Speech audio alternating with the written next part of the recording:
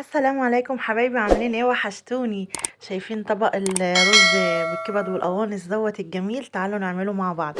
بصوا يا جماعه، هنا انا جبت كبد وقوانص، غسلتها كويس ونضفتها، خاصه القوانص شلت منها الدهون والحاجات اللي بتبقى فيها، عشان هي دي بتعمل زفاره وبتعمل ريحه مش حلوه. تمام. وبعدين ايه، نقعتهم بمحلول الملح والليمون قيمه نص ساعه.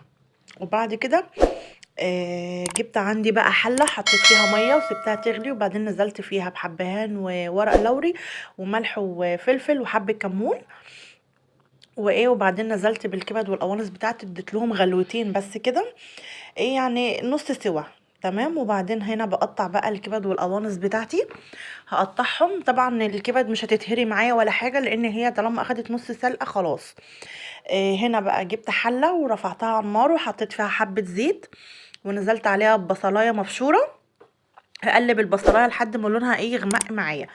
انا عايزه لونها يغمق. تمام.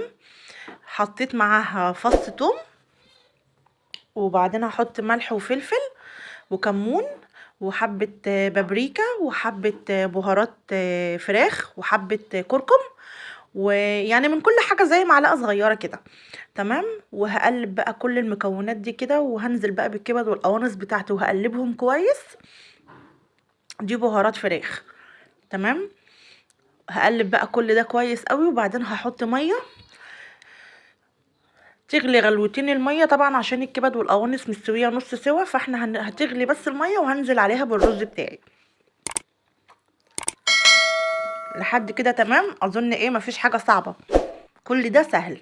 هنا حطيت واحده مرقه دجاج، لان بتخلي للرز طعم حلو.